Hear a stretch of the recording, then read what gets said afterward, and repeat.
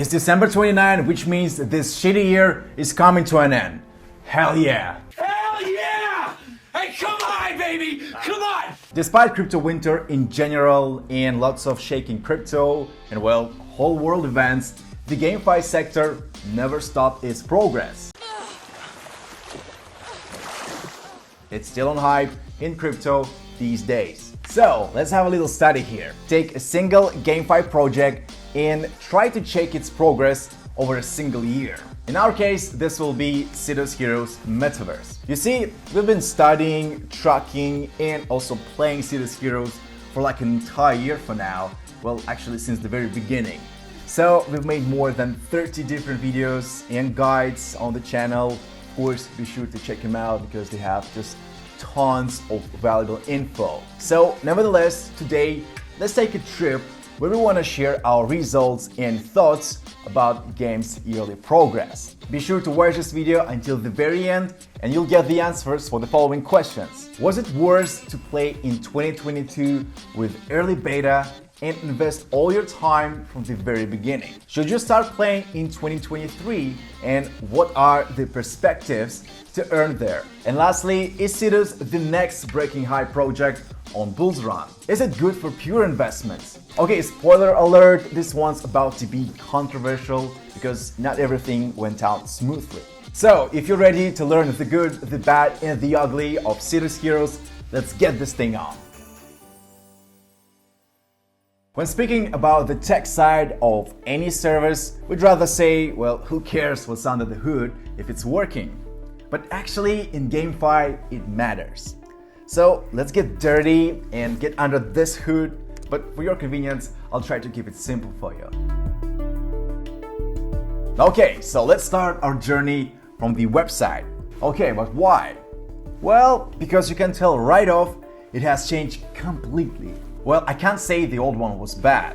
Well, yeah, the video on the main page was lagging, the navigation was far from intuitive, and it was damn difficult to figure out how to get these NFTs to get into the game.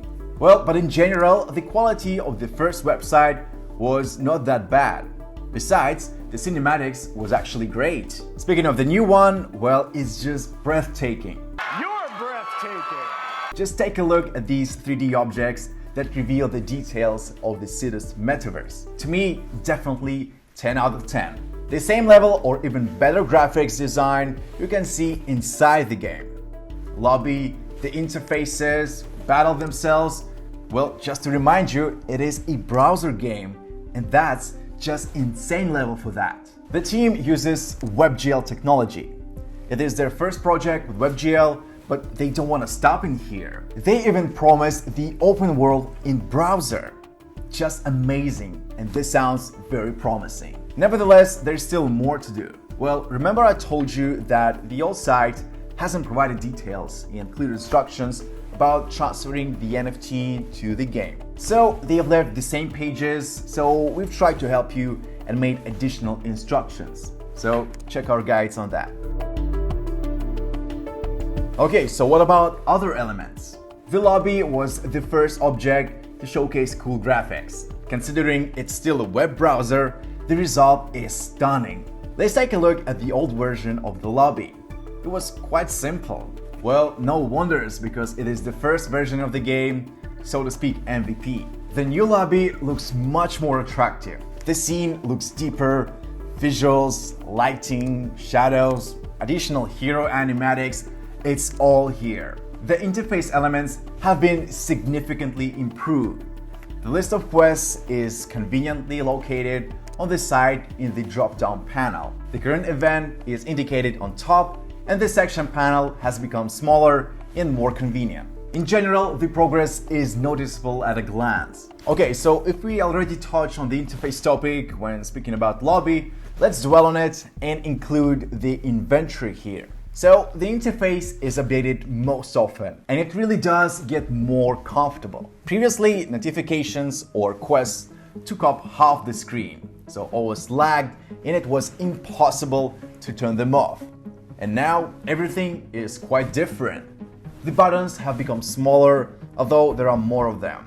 Additional panels are hidden and appear when pressed. Heck, there is even the ability to customize the graphics, and this is crucial. So remember GeekFi streams when getting like 9 to 15 FPS in battles? These were the times. So still, there is some optimization work to do, but with these tweaks, we can get fair 40 FPS even on middle or low hardware. We'll keep an eye on that matter. Okay, so my verdict on gaming engine. Well, it is really unique. It still has more issues to be worked on, but the progress during this year is just amazing. So, the guys have their own L2 solution.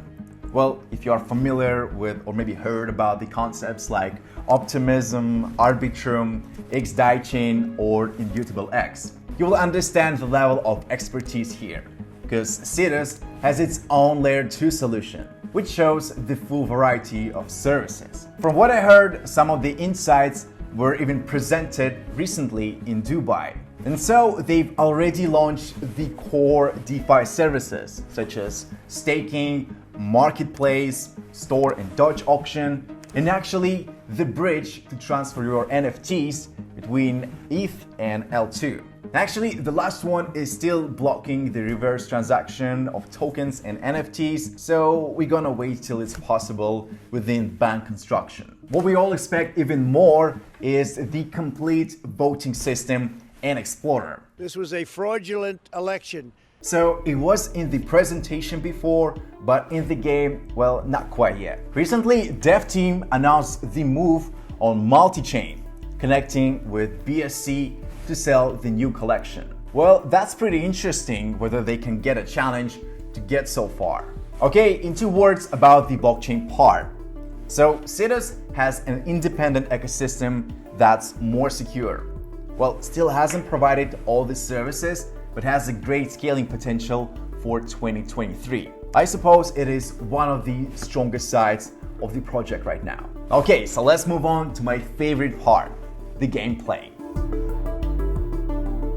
I must tell you right off, guys, that playing SIDUS Heroes is, well, it is not F2P yet, at least this year. Even with project giveaways, you'll need some starting budget to get in. Nevertheless, the project announced the subscription module with a 30-day grace period to attract more players. Well, we'll talk about this mass adoption a little bit later. Right now, I want to talk about the newbies facing SIDUS Heroes. Well, still, we gotta admit, there is just a huge gap between veterans and like newbies. Actually, it is very hard to get into all peculiarities of the game and economy at the first sight, and well, at the second as well. I think it's a good time to remember the ideal formula of a perfect game. Easy to learn, hard to master. So I think SIDUS should take more attention to the first part.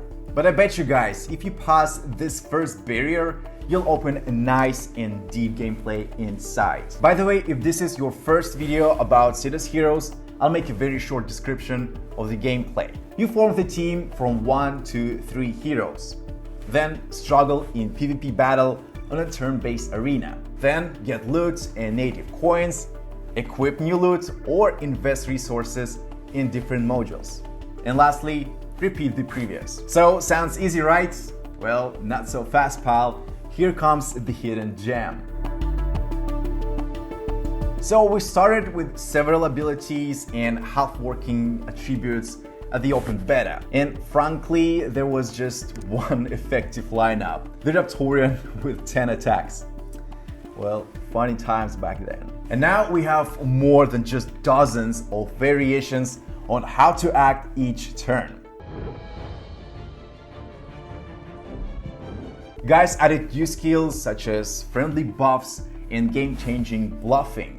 Bluff is like an ability to deceive an opponent without taking damage. This skill diversified the gameplay even more, but actually, one significant drawback quickly emerged: the display of the opponent's energy change at the start of the turn. This helped to calculate the moment of bluffing, but not so long ago, the display of energy was hidden, and now the battle has become as unpredictable as possible. Another innovation that came in autumn is 2 passive skills: dodge, and block. The chance of skills triggering is affected by two characteristics: agility and defense, which diversifies the gameplay even further. Well, just imagine how many builds are used in practice. Well, actually, dodge was overpowered later on, so the devs just switched it off. Still, a lot of unclear points for newbies and, well, sometimes even for veterans appear in the game. And yeah, I'm talking about this special boss fight with Hyper Prism. So I decided to pay special attention to this cubic bastard. So Hyper Prism gave me quite a few gold tesseracts, especially before reworking. But previously, for killing the boss, both players received 5 loot boxes, and now +1 composites.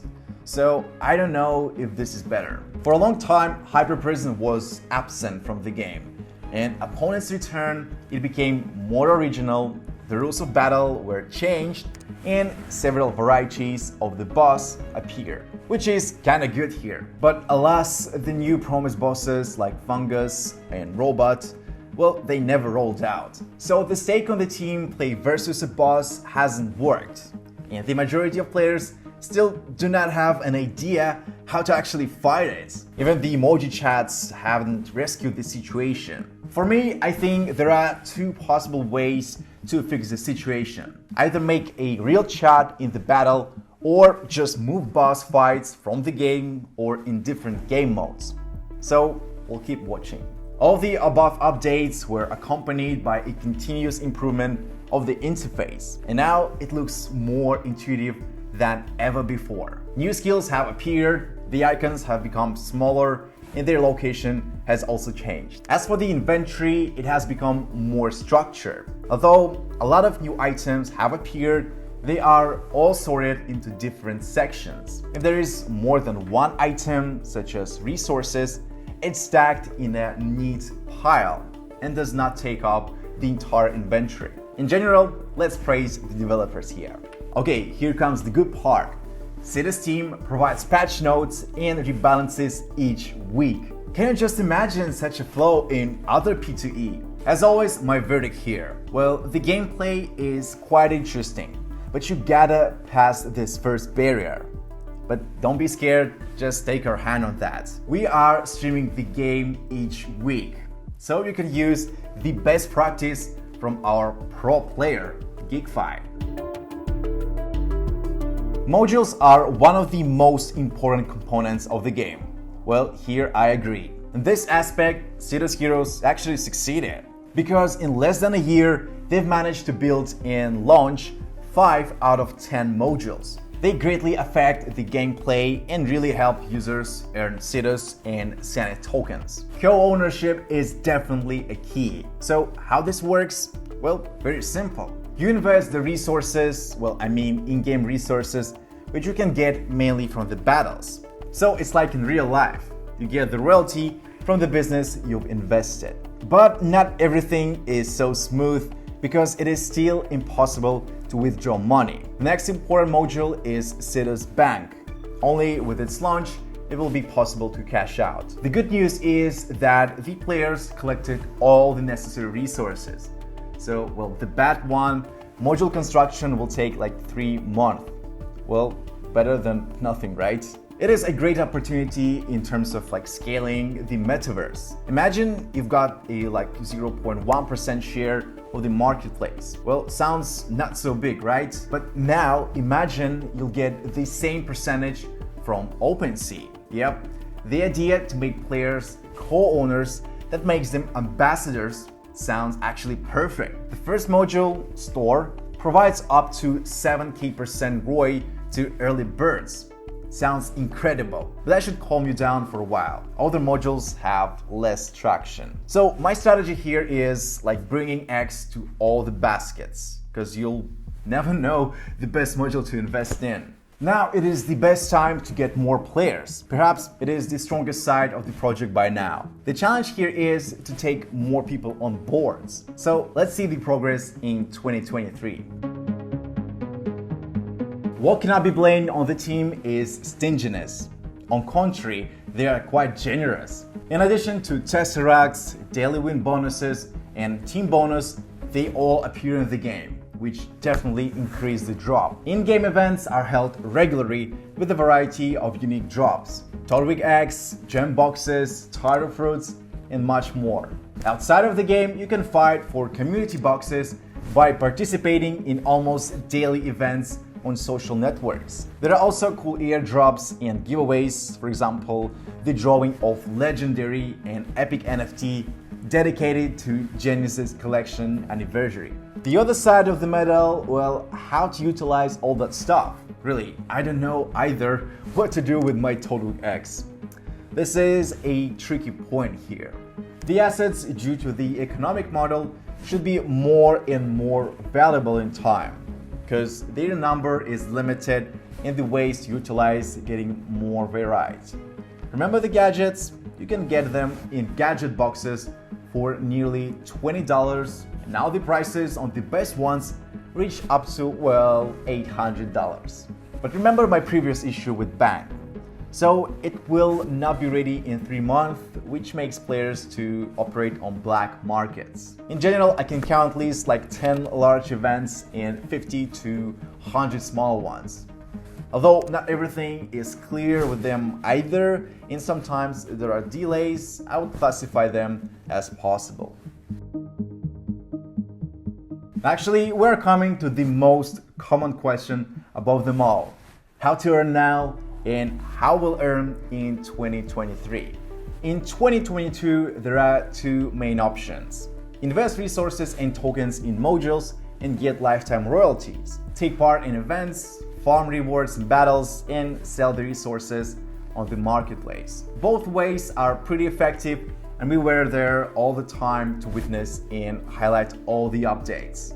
Well, believe it or not, DeFeed created several videos for each event during this year, so you'll never miss them. So what about the other ways to get profit? Let's analyze the mass adoption efforts. Marketing, well, haven't heard about this. The first half of the year was kind of dull and empty with the marketing efforts or big number of partnerships. Well, obviously the team was creating a basic number of features, and since summer, we have been teased by a massive marketing campaign. So we have to wait almost half a year, but the team really invested a lot of money in popularizing the project through bloggers and the media. This process is ongoing. We've managed to count at least 10 YouTube bloggers in crypto niche supporting the project. The other just huge move to mass adoption is the creation of SIDUS Gates. And basically, it is 2-in-1 solution. The module to invest in SIDUS Metaverse and the real GameFi publisher.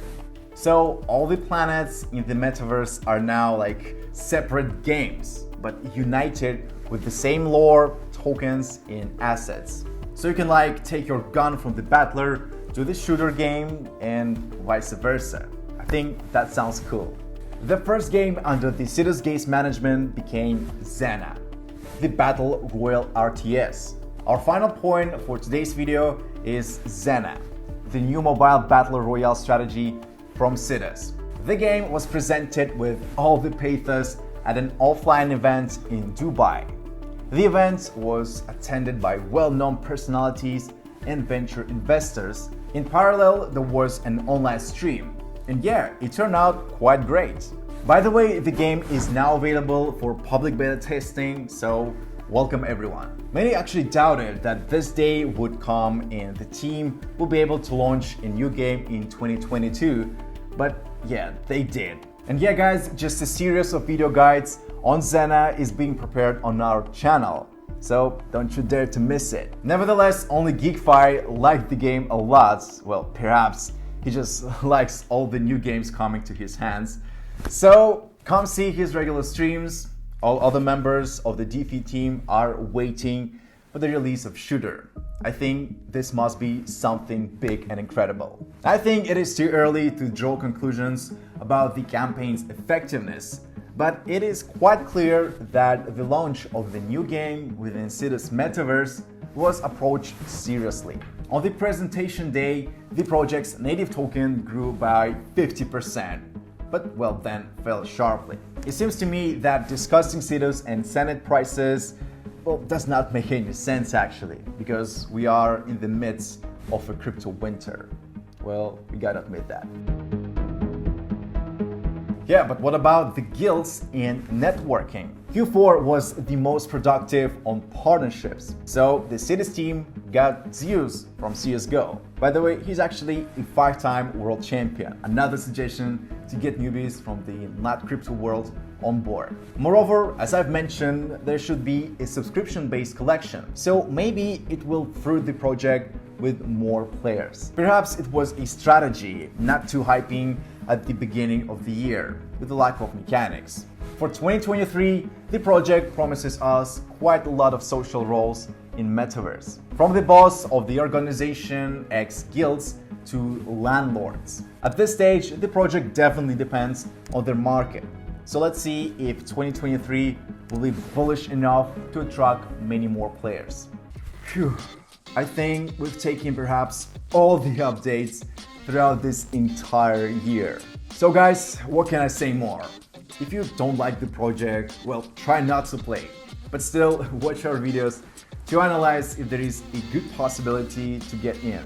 But yeah, if you're a fan, just keep watching us to get insights or maybe provide your own expertise in the comments down below. SIDUS Heroes still remains one of the projects we are actively testing and even depositing in, well, not investment advice. So we see progress. Nevertheless, sometimes not all things are made perfectly or within the deadlines. But yeah, that's life, guys. So we'll be witnessing the biggest success or the greatest fail. But all of this we'll be able to watch here on the DeFeed channel. All in all, guys, we wish the project rapid growth and all the best in 2023. So what do you say? We'll continue playing and you'll continue watching, and let's see what happens next. So see you next year.